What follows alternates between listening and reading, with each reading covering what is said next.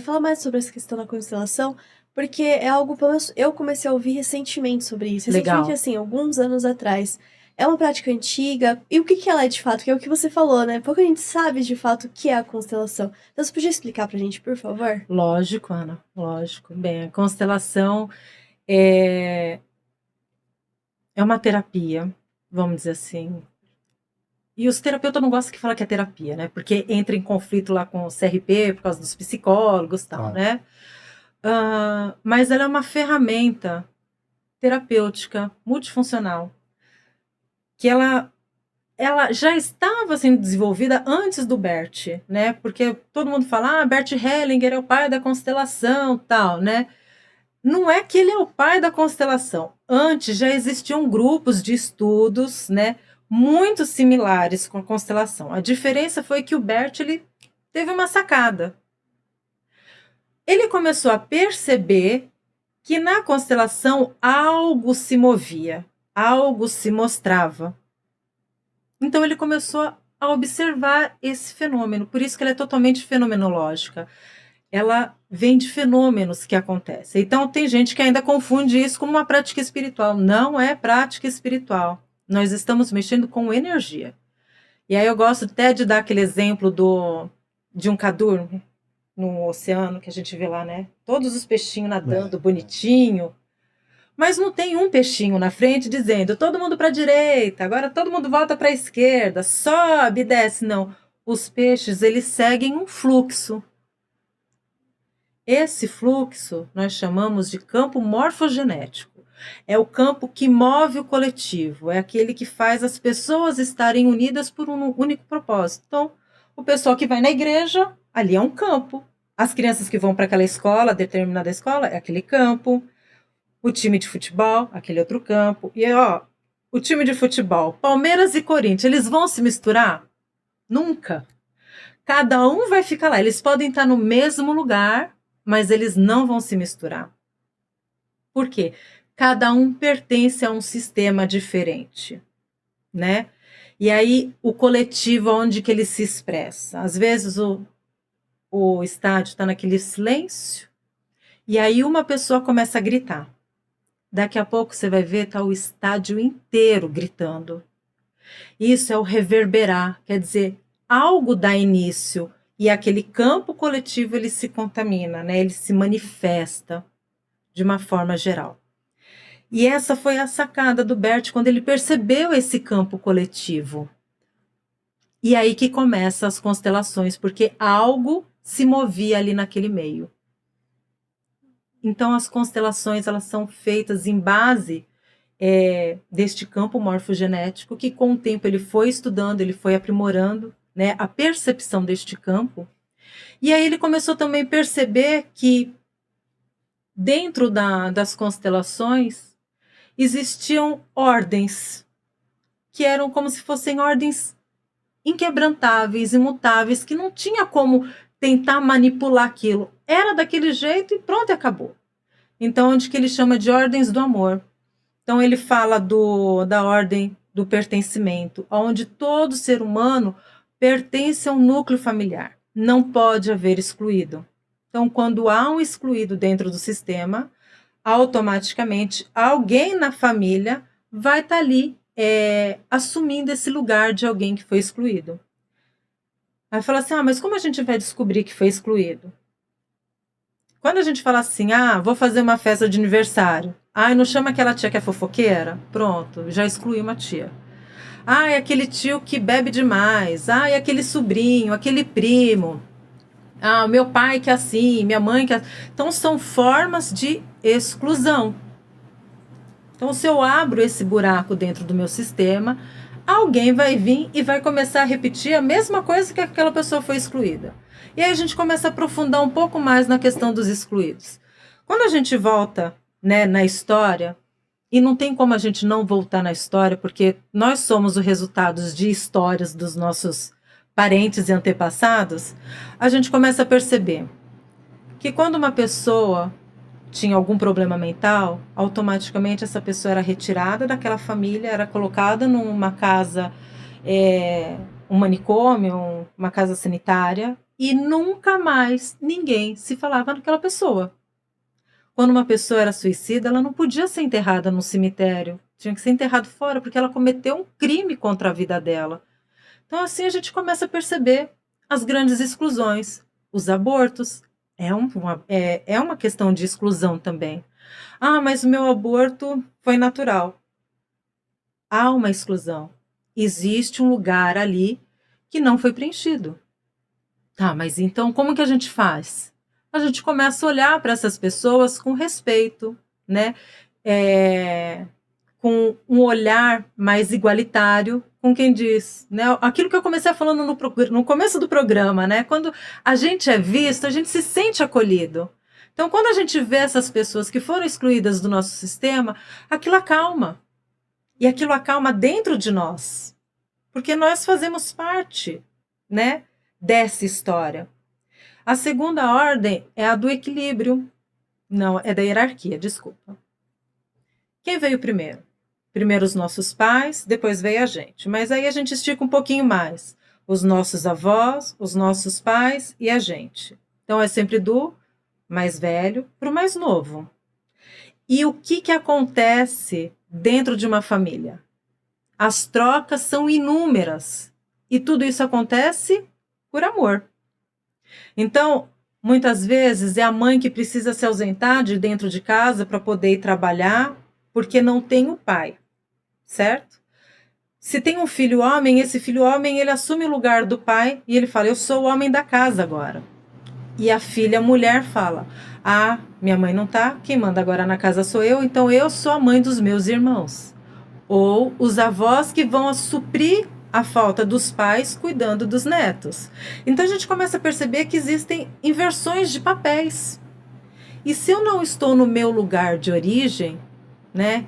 No caso, eu, Aline Varela, filha do Dorival, filha da Rose, né? Mãe do Luiz, mãe da Nicole, se eu não encontro este meu lugar, eu não estou no meu completo, eu não estou no meu todo. Eu estou tentando suprir a falta de alguém, a falta de algo, e aí eu não tenho força para ir para a vida. Aí a minha vida, em vez de ir, ela começa a patinar, né? Porque muitas vezes a pessoa fala assim: ah, eu faço, não sai do lugar. Não vai sair mesmo do lugar, primeiro porque você não está no seu lugar. Ah, mas eu estou fazendo isso porque é por amor. Porque ninguém aleatoriamente fala: hoje eu vou ser mãe do meu irmão porque eu acho legal.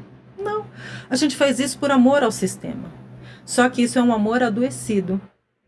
E aí esse amor adoecido adoece a gente. Porque quantas vezes a gente também não vê filho querendo ser pai e mãe dos próprios pais? E aí falta com respeito, quem manda aqui sou eu, né? E não é assim que funciona. Então precisa, quando a gente fala dos idosos, acho que é até interessante a gente poder falar isso, a gente precisa ter um cuidado. Porque os pais, eles chegam numa idade que eles precisam de cuidados. Mas a gente também tem que tomar o cuidado de não se tornar os pais deles. Sim. Porque eles têm os pais deles, a gente é só filho. Então a gente precisa entrar com o papel de cuidador e não como pai e mãe. Porque senão a gente enfraquece e os nossos pais, eles vão sentir que a gente está querendo ser pai e mãe deles e isso vai dar uma revolta dentro deles. E aí começa atrito. Porque eles vão falar: você não é meu pai, não é minha mãe. Então é a gente aprender a saber qual efetivamente é o nosso lugar de origem. Então, quando a gente fala na hierarquia, a hierarquia ela traz esse convite para nós ficarmos no nosso lugar. E a última lei, que eu falo que ela é a mais difícil que tem, que é a do equilíbrio, que é o dar e o receber, né? Hoje eu te dou um abraço, amanhã você me dá um abraço e um beijo. Legal, eu falei assim: me deu um abraço e um beijo, então eu vou lá dar um abraço, vou dar 2 beijos. Então a gente vai mantendo essa gangorra de troca. Aí uma pessoa que doa, isso foi o que aconteceu comigo, por isso que eu cansei. Que doa, e não tem um retorno, a balança faz assim. Aí a pessoa que recebeu muito, porque você doou demais, ela simplesmente vai embora. E aí a frasezinha clichê, né? Ajudei tanto e aquela pessoa é uma ingrata, foi embora, né? Fiz tanto pela pessoa e olha lá, não quer nem saber de mim, não atende nem uma ligação. Mas por quê? A frase já diz: eu fiz muito. Então, nós não sabemos ajudar. Nós ainda carregamos a camisa do eu sou o Salvador. E aí, quando eu sou o Salvador, eu desregulo todo um sistema, eu tiro a dignidade da pessoa, resolver as problemáticas dela com a capacidade que ela tem, e aquela pessoa perde a dignidade e ela precisa ir embora. E por que ela precisa ir embora? Porque ela precisa resgatar dentro dela a dignidade dela.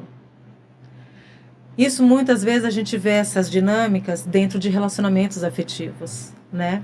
Onde de repente o marido vai lá e fala para a mulher: eu vou pagar a tua faculdade. Opa! Como assim? O marido vai pagar a faculdade para a mulher ou a mulher vai pagar uma faculdade? Não, porque a gente está pensando, porque se forma e recebe mais. Fazem os projetos, sonhos, tudo isso é lindo e maravilhoso, mas na prática não é assim que funciona. Por quê? A partir do momento que eu começo a dar, aquela pessoa só está recebendo. Ela está assumindo uma dívida, que vai chegar uma hora que ela não vai conseguir pagar essa dívida. Então ela vai ter que ir embora, porque a dívida ali ficou muito alta. E outra, a inversão de papel. Quem é que investe nos estudos? É o pai? A mãe? Ou é o companheiro? Ou a companheira? Então são coisas que a gente precisa pensar. Então o ideal seria, olha, legal, você quer estudar? Eu te ajudo com tanto, o outro tanto você corre atrás para você pagar. Porque aí a pessoa, ela se esforça, ela tem a motivação de falar assim, cara, eu tô indo, a pessoa está me apoiando, ó, está me apoiando, mas eu tô fazendo a minha parte. Então isso não desequilibra, ao contrário de só receber. E aí a pessoa fica, porque ela tem como fazer essa devolutiva. Então, este equilíbrio, a gente aprender a saber ajudar. E a primeira forma de ajudar é saber escutar efetivamente o que aquela pessoa está dizendo. E não o que a gente quer ouvir ou o que a gente está subentendendo. Eu preciso entender claramente qual é a necessidade daquela pessoa para eu poder saber como eu vou ajudar ela de uma forma que eu mantenha equilibrada essa balança. Para que essa pessoa possa buscar dentro dela a força que ela tem, porque todo ser humano tem força, né? Talvez naquele momento ela esteja enfraquecida, mas essa pessoa tem força. E talvez ela precisa justamente daquele empurrão para falar, não, eu consigo, eu estou tendo apoio. E essa pessoa consegue. Ah, eu vou fazer caridade. É muito bonita essa palavra, né? Eu vou fazer caridade porque eu faço, eu dou, eu ajudo. Mas será que realmente está se fazendo a caridade? Ou você está aliviando a sua consciência de que, tipo, eu fiz a minha parte, né? Check, legal, cumpri a minha missão dentro da minha casa, né? Já dei uma cesta básica lá, tô ajudando. Mas será que realmente isso daí ajuda? Isso eu vejo como uma contribuição para um sistema que está auxiliando pessoas que estão desfavoráveis. Mas ajudar de fato... Talvez a ajuda ela tem que ser feita de uma outra forma. Aí a gente começa a entrar num outro campo que é mais social. Mas vamos voltar de novo aqui para a constelação. Então, quando a gente fala da constelação, a gente une esse campo morfogenético, a gente junta essas 3 ordens do amor e a gente vai colocar tudo na mesa e vamos deixar as coisas se manifestarem, assim por dizer, né? Mas não é uma manifestação. As pessoas elas vão começar a assumir energeticamente a situação, lugares de outras pessoas, que aí onde a gente vai começar a perceber onde que está esses emaranhamentos. O que é esses emaranhamentos? É quando uma dessas ordens elas estão rompidas, estão bloqueadas, elas estão com problemas. Ah, entendi. Então o problema ali daquele emaranhamento ali é que a filha está no lugar da mãe, então o negócio realmente não vai, né? Então vamos mudar ali, né? Vamos deixar a filha no lugar da filha, vamos colocar a mãe no lugar da mãe. Então, dessa forma, a gente consegue desmisturar, né? Esses emaranhamentos e deixar a pessoa ou ir colocando a pessoa no lugar dela.